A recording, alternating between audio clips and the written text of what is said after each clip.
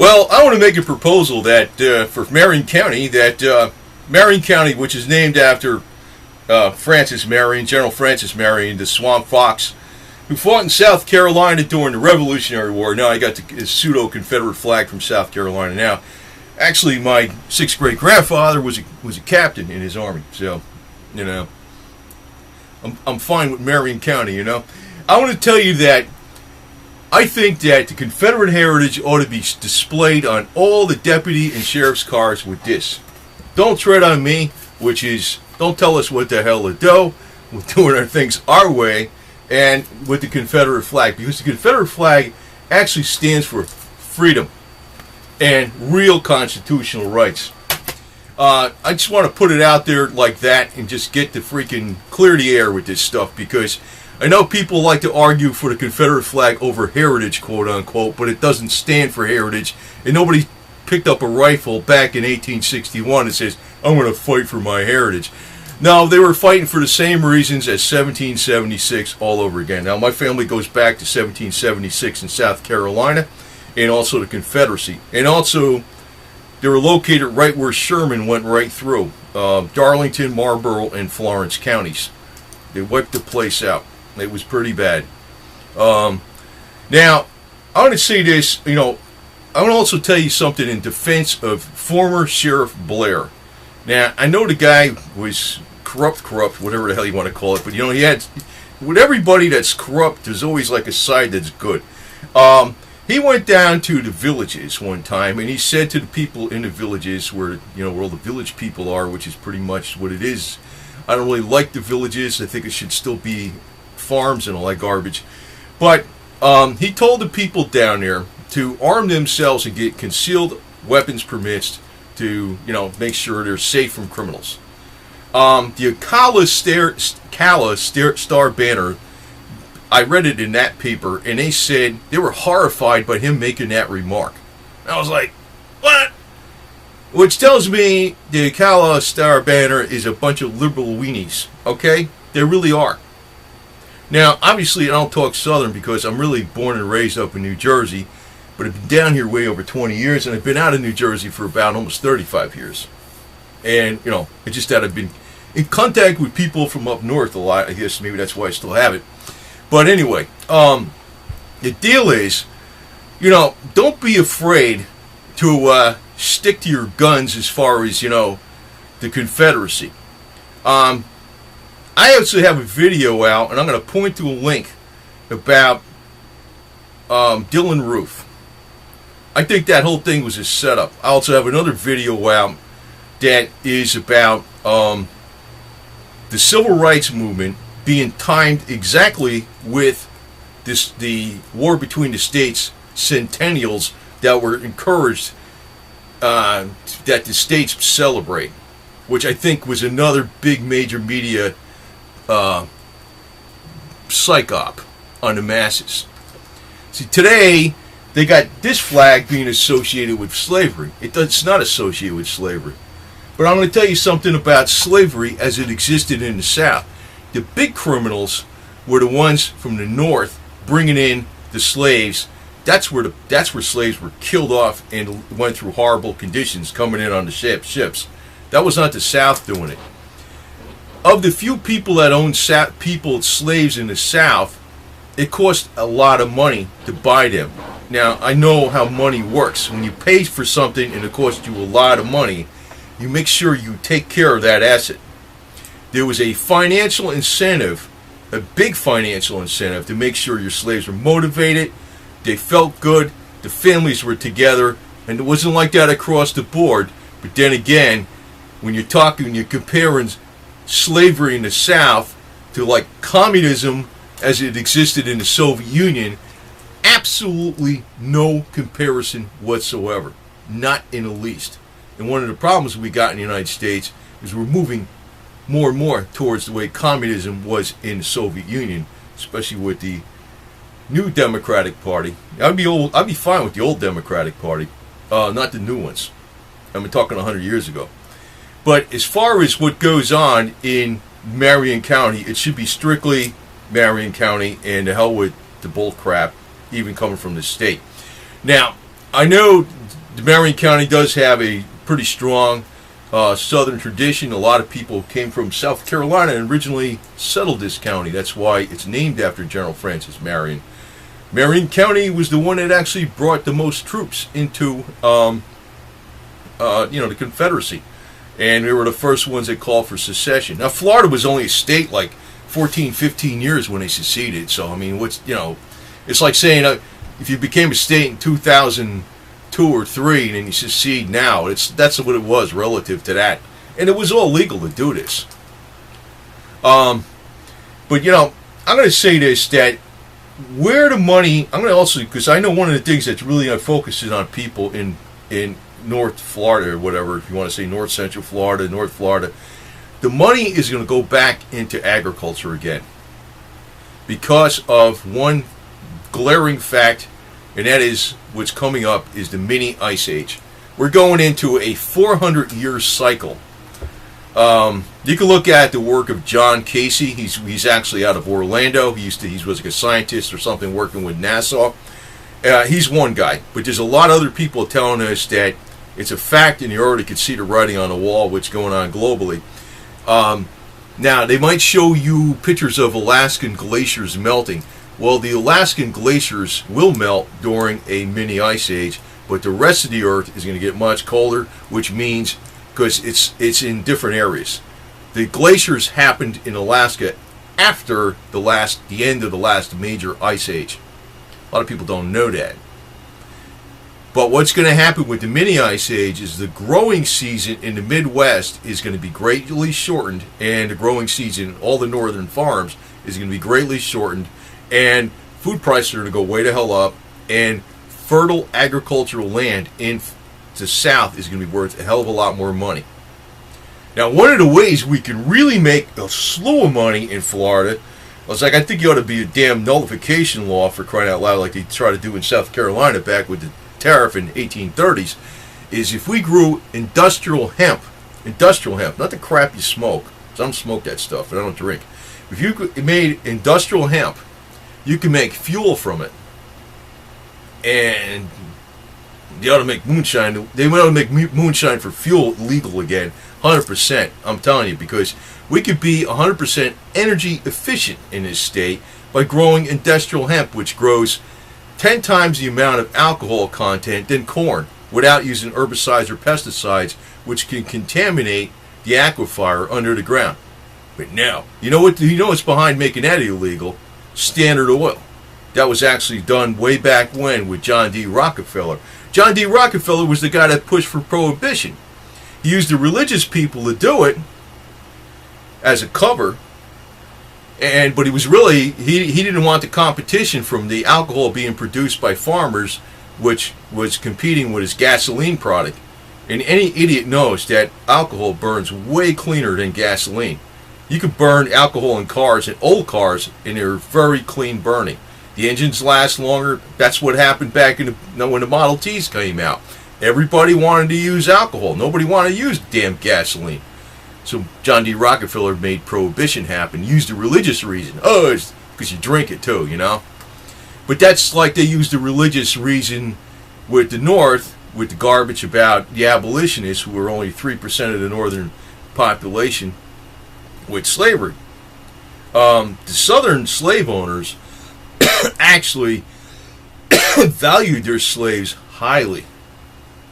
And you'll see, people that were 95-year-old slaves on the books on the censuses, in the old censuses, and you're like thinking, well, from like 65 on, they weren't really doing nothing. Why is, today the government would say, we're going to give you, we're just cut off your medicines or something, or cut your check or something, or whatever the hell it is. The government today is actually bad. The centralized government is bad. Not arguing for slavery in the South, but it's one of the cover stories the big central government today, communist trending government today, is using against the South and the Confederacy, which was far more than states' rights. It was about putting the power of the hands back into the people and into the people that were close to the earth with agriculture.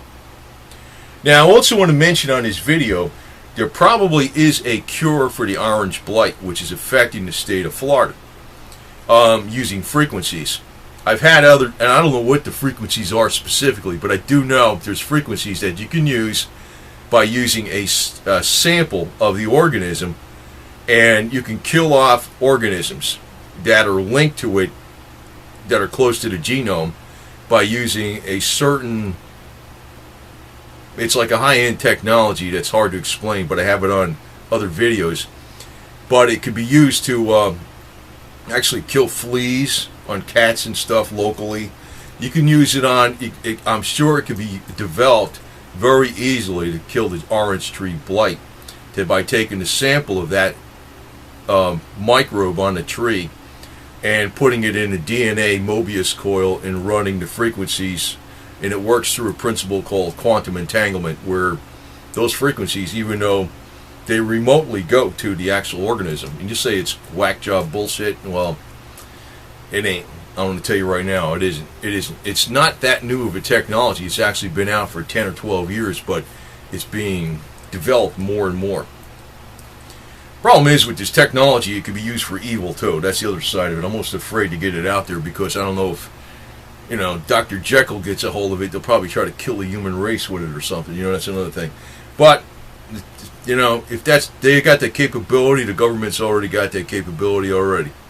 But, I'm just saying that, keeping the independent spirit down south is very important. And, with all this money they're using to improve the roads down here in Marion County with their new raised taxes, which I thought was stupid. I didn't vote against. I voted against that crap.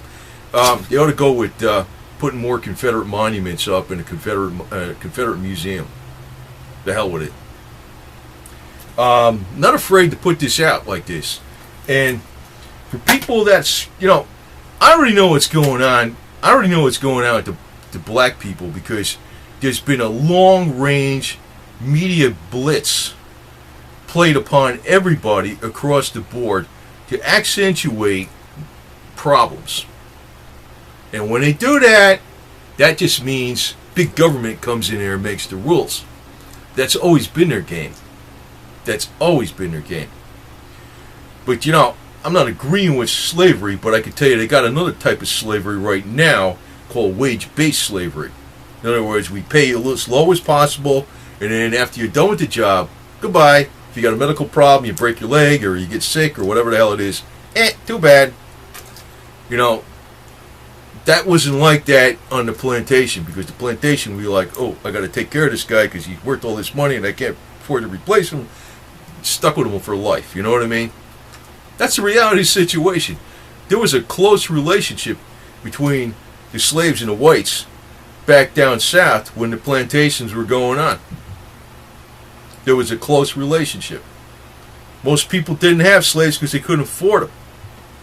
But of the slave owners, it wasn't like what the major media is telling you. If you want to go up north, you want to see real segregation, go up north, or don't even go up north. Go take a Google map or something, or some kind of map of the demographics in like New Jersey, in New York metropolitan area, in Long Island, or any major city. Go get a demographic map of, here's the black population, here's the white, here's the Hispanic. You notice they're all segregated. How do they segregate it? With money. So, I mean, everything the North tells you about the stuff going on down south is BS. They got another way of doing it. That's why, don't be afraid to display this. Don't be. I think every deputy's vehicle and sheriff's vehicle should have this on the front license plate, and also on the armband. The hell with it. And we know who the good guys are, right? That's the way I look at it. Now, I know it's a radical proposal, but what the hell? This is just YouTube. I'm not out here talking in front of the freaking committee on whoever, in the committee counselors or whatever the hell it is. I'm just YouTube. I'm throwing it out here, but you know how it starts. A seed has got to grow from something. A seed, a plant's got to grow from a seed. So we got the seed, and now we planted the seed. Don't be afraid.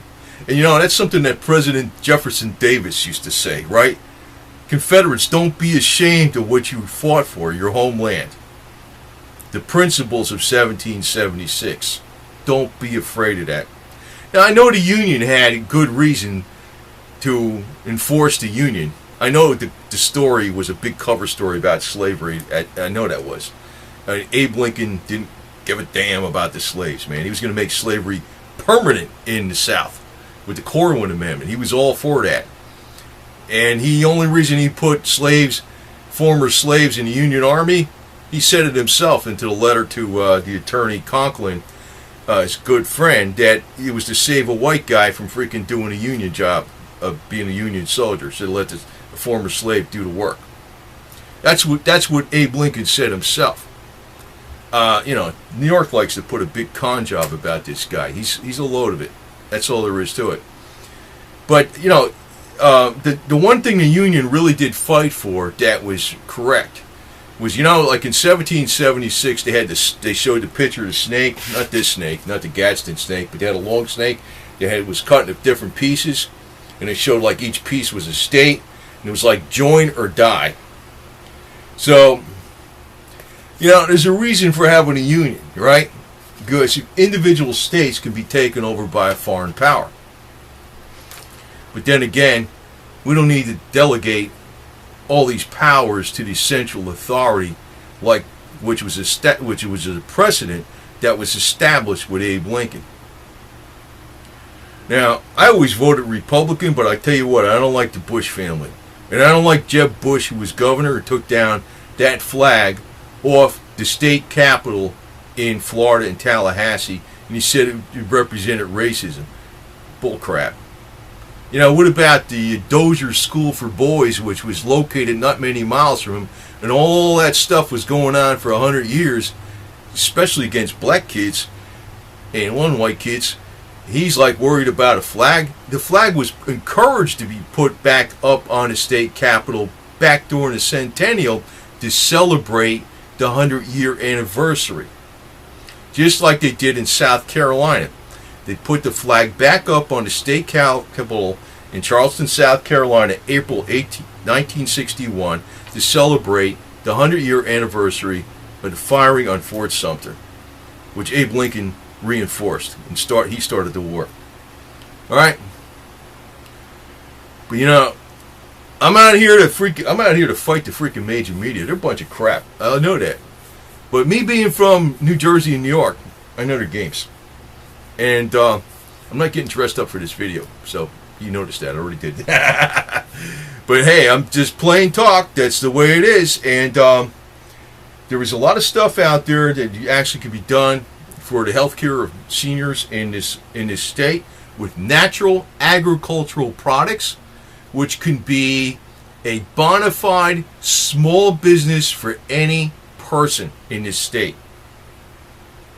And I also want to say something about with the Marion County and all these other counties in Citrus County and whatever is up, Volusia County and Levy County, that the heavy hands of enforcing fines and whatever the hell they do sometimes is actually counterproductive to the local economies. The more the government takes out of a person with, all these new rules they got, I don't know, whatever they are, right? That snowballs 10 times. The thing that actually, during the Great Depression in the country of Austria, the way they alleviated the Great Depression in this one local area in the country of Austria in the 1930s was they infused local currencies into the people that are workers, the ones that do the framing, the ones that do the lawn work, the driveways, the ones that do the electrical, the plumbing. They deliver the goods, they do the trucking, they do the agriculture. When that money gets in the hands of people that actually produce with local currencies, unlike when it goes on today, when you get a stimulus, it goes into the New York bankers and they sit on it, then everything goes flying with the economy because local currencies stimulate the economy 10 times over. On the converse, if the local government is taking money out of people's hands, it's destimulating the economy, destroying it by 10 times over from what they took. And that is why there's a problem in North Central Florida, because sometimes there's too much of a heavy hand of local government. That's an accounting principle on a governmental level, but that's exactly how it works. The more laissez-faire the government is, and they just let business flow, fine. The better things work out.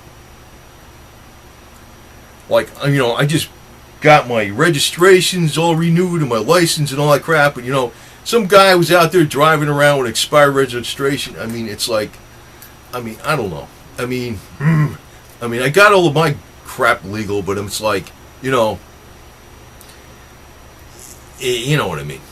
The guy's out there working his ass off. I don't know what the circumstances are, but sometimes it just gets a little too heavy-handed.